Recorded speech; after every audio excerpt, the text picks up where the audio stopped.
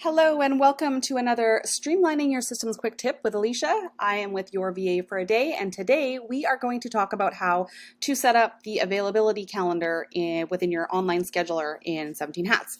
So we're not going to go over the details of setting up the service. We did that in the last video. You can go back and rewatch it. I will link it in the comments below. But today what we're going to do is we're going to set up the availability based on the service. So we're just going to hit Add Schedule.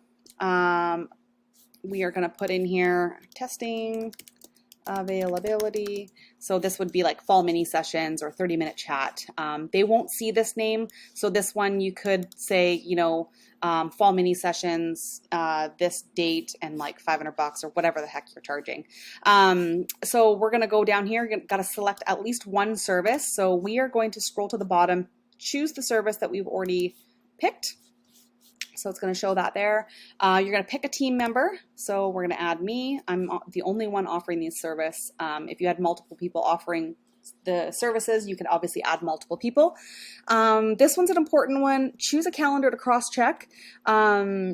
So if you are using multiple calendars like I am, you might want to double check, like I've got like my family one and then my VA business. So I might want to double check like, oh, I don't want to book a session if I've got other calls and something else booked. So that's really important to have. You can also set to override the following availability schedules.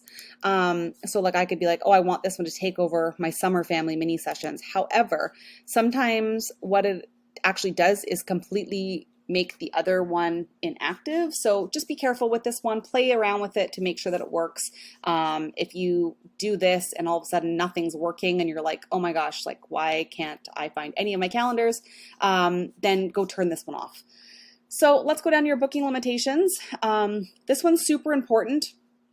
I encourage you to pick no less than 12 hours because think about it. If your client books at midnight, say you have a call or a newborn session, somebody is up at 12 o'clock at night and they want to book for 8 a.m. the next morning. Well, what if you decided to sleep in that day? So if you make it 12 hours, it gives you a bit of a buffer. That way, that doesn't happen. I've had that happen before where thankfully I woke up at like 6 that day and somebody had booked one of my free coffee and conversations at like 9:30.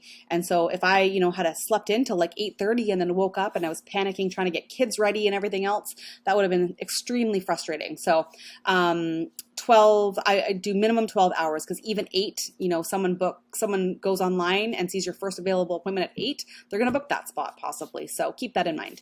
Another thing to take in consideration is more than so many days in the future. So let's say you don't want people to have access to your calendar more than 2 months in advance, put that in there, put 60 days in there, and then that way they can only access you for 60 days.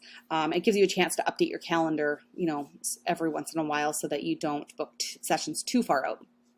Now, prevent canceling or changing appointments. I find this hasn't really been an issue with my clients. However, you could put something in there where like anything less than 24 hours in advance is, they have to pay for whatever, or they lose their non-refundable deposit, etc.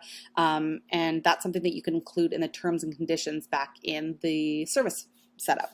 The other thing we can add in here is limit per bookings per day. So, I've got some clients who are like energy workers. So that takes a lot of time and energy, like literally. So we don't want to be booking 5 of those a day. We maybe want to book 1 or 2.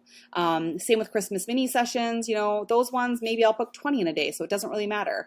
Or, per week, how many sessions do you want per week? Maybe you only want to book 2 newborn sessions a week, or you only want to book 1 per day. So set those limitations there if you need them. Now we're just going to hit add schedule, and in here we're just going to add rule. So we are going to just put today, start and end time. Let's just leave that. You can repeat it if you want it weekly. You can pick however many days, or you can pick monthly, however you like. We're going to turn that off for now. So we're just going to leave this. We're going to hit save because we want to save our stuff. And then we're just going to view this real quick so you can see what this looks like. So you're going to click on that.